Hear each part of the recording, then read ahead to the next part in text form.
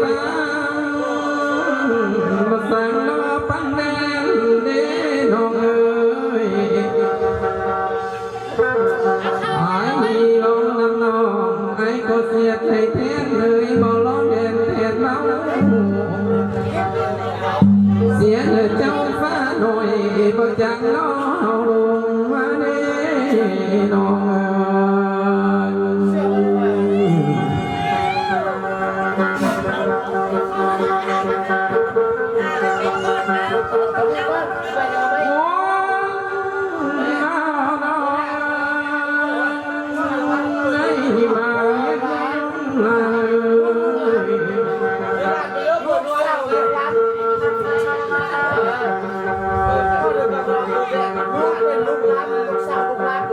งสิกับงาบ้านสังเดียว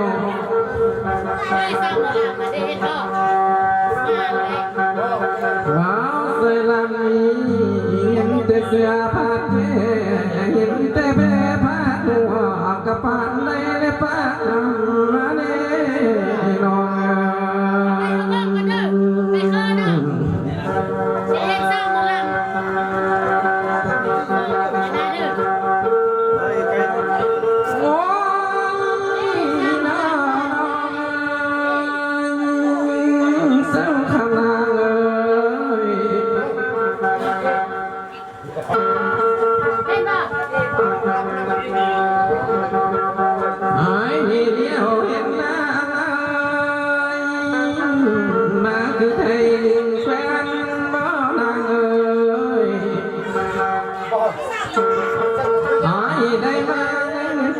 น้อง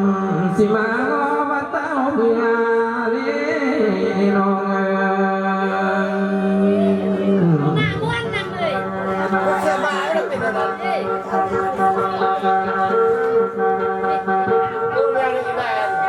โอ้ยน้องลายเส้นทาง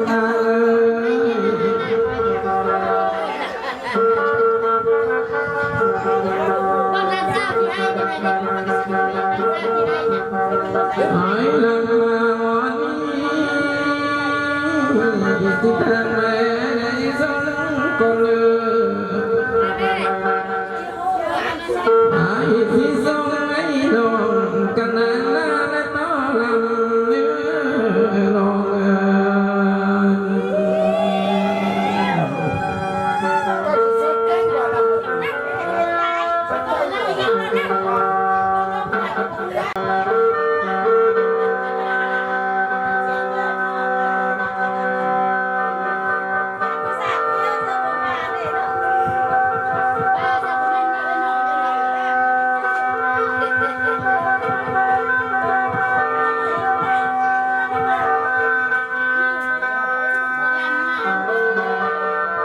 ขอบใจดาเด้อสำหรับบุญติดตัวอะไรเด้อพวกเราเด้อขอให้นำให้ด้วยสุขภาพแข็งแรงเด้อ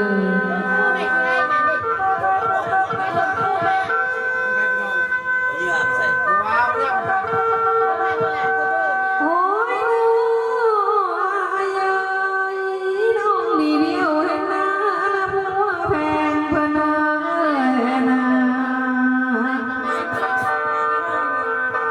ราคาเอามายิ้มปล่อย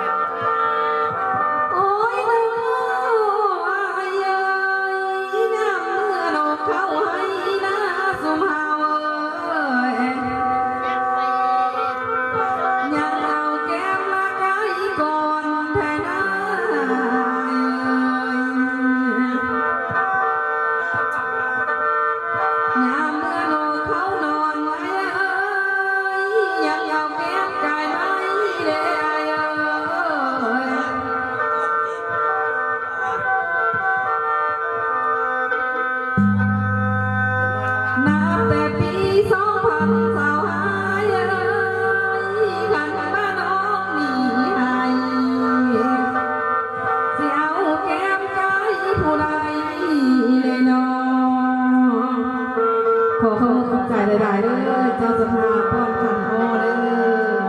ร่ำรวยเด้อ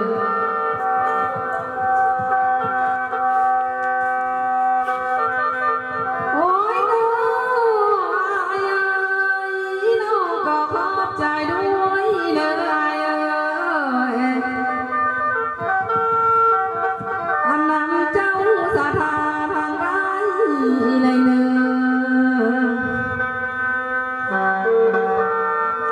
อยังมีเงินติดนายังมาป้อนใส่ขันน้องน้อยเจ้ายังมีเงินพันเลยลงมาป้อนขันน้องนา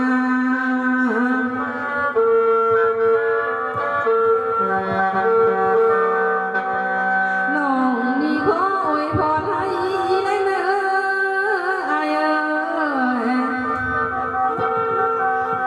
เจ้าไปขาตั้งเตอนะก็ได้เงินหลายนำเนอ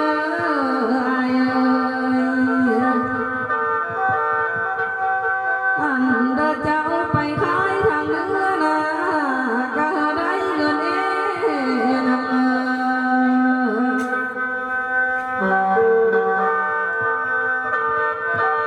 อันเด้อเงินคำแก้วเลยเนาะก็ได้มาเยอะค่าไปเนอ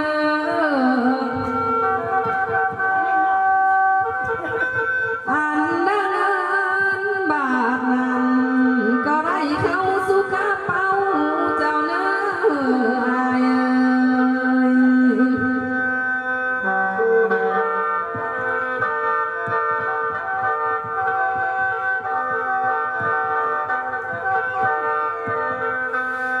โอ้ยน้อยน้องอยากพาทนาหอยเลสุเฮานะนำหอยสายสุบานยังได้อาย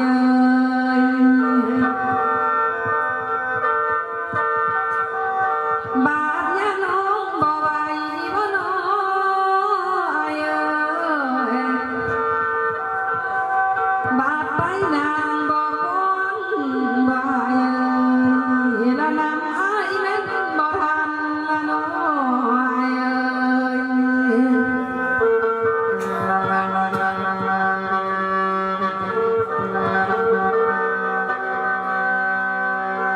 โอ้ยน้อยน้องละมาวันนี้สุมเฮาอันทางใหม่สิขอส่งก่อนไหลน้องสิส่งให้อายดาวเสียงรักตอบมาน้องแม่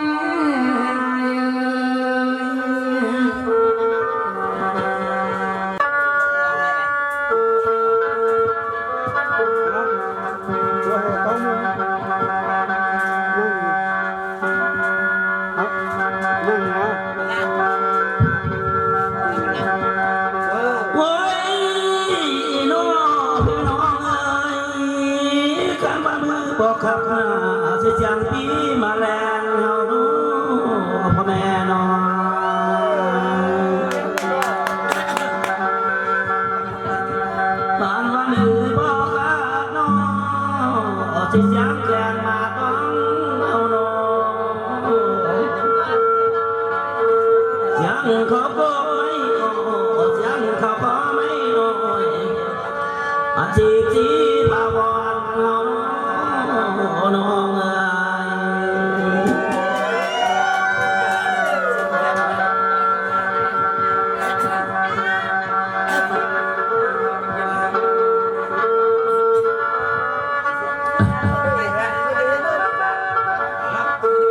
โอ้ยน้องเอ้ยไอ้นี่มาเห็นหน้าน้องคนงามน้องวอนวันจ้าจะทางเขา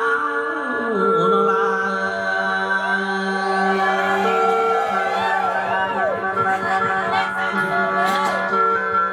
ทางเขาเอื้อนสามห้องประตูทองแป้งในดูน้อง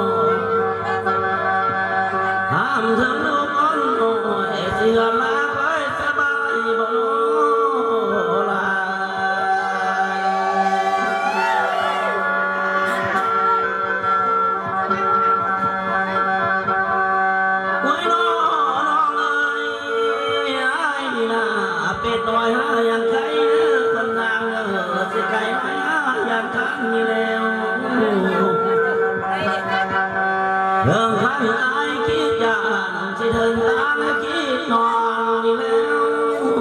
น้อง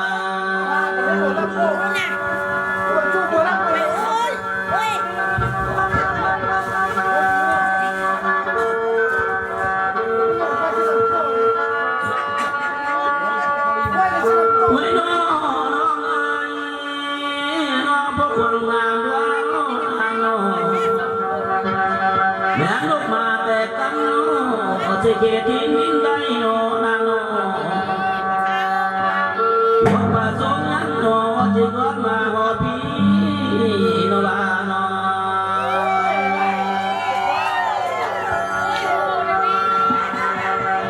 บ่มีคู่รักบ่เลยสิไปเขาดูแฟนคนงามบ่น้องเจ้าบ่มีผัวแพงสิไปนอนเคียงข้างเจ้าบ่อันบ่มีแท้ๆให้เจ้ากับเจ้าปีนมาทำอายผู้เดียวนี่แน่น้องแม่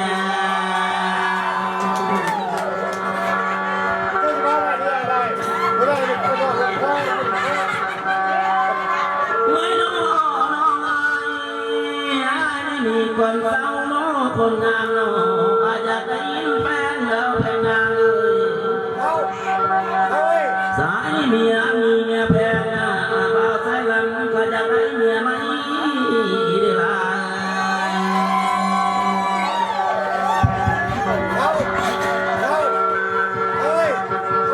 เมียหลวงเพิ่นน้อ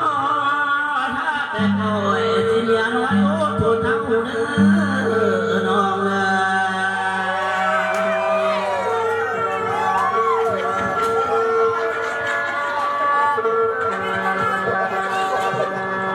โอ้ยน้อ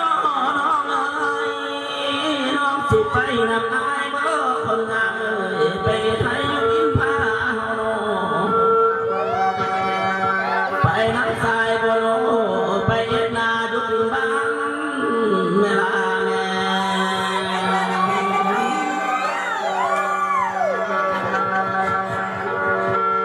ไอ้น้องข้าแต่บ้าน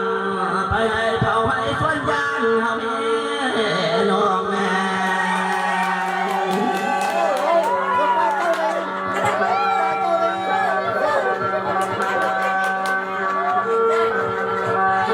ไม่น้องเอ้ยมาเห็นหน้าน้องคนงามน้องบ่ทางจ้าพักเป็นหวังนี่ล่ะ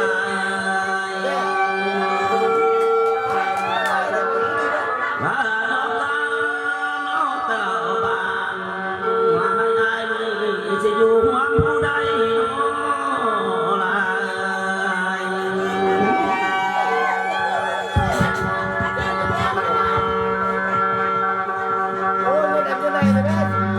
เฮ้ยน้อ